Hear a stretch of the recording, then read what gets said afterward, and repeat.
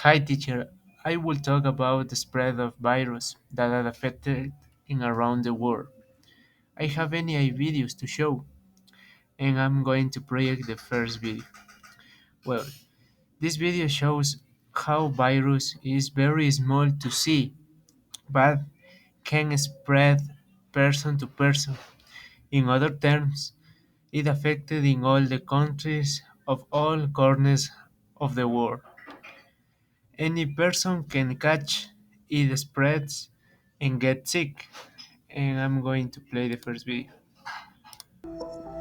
The new coronavirus, too small to see, spread quickly from person to person, town to town, and country to all corners of the world. Any one of us can catch it, spread it, and get sick.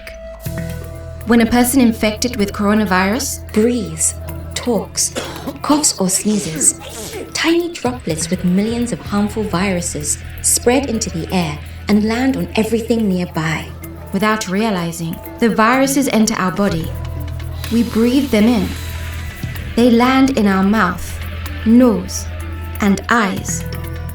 And we pick them up on our hands, then touch our eyes, nose, or mouth.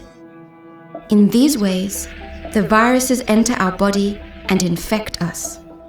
Most people don't get very sick with coronavirus. We can have this virus and not know it, and easily pass it to others, who pass it to more people. Okay, I'm going to show other video that talk about how ancient civilization and primitive man spread viral disease. Okay, on this video tells how civilizations did not have large statements which made it difficult for the virus to transmit. On the other hand, in the Middle of East, humans live near animals and is facilitating the spread of bacteria and virus. And here we have. Spread the infection throughout the community. When humans were hunter-gatherers roaming the wild savannas, we were never in one place long enough, and settlements were not large enough to sustain the transmission of infectious microbes. But with the advent of the agricultural revolution 10,000 years ago, and the arrival of permanent settlements in the Middle East, people began living side by side with animals, facilitating the spread of bacteria and viruses between cattle and humans. Epidemics and pandemics come in many shapes and forms. In 2010, for instance, a devastating earthquake struck Haiti, forcing thousands of people into temporary refugee camps. Within weeks, the camps had become breeding grounds for cholera, a bacteria spread by contaminated water, triggering a countrywide epidemic. But the most common cause of epidemics are viruses such as measles, influenza, and HIV.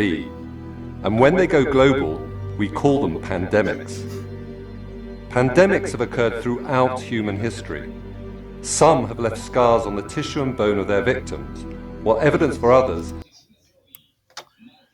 Okay, well, the last video that it give me interesting refers to the care we should to avoid catching any viral disease. And here we have.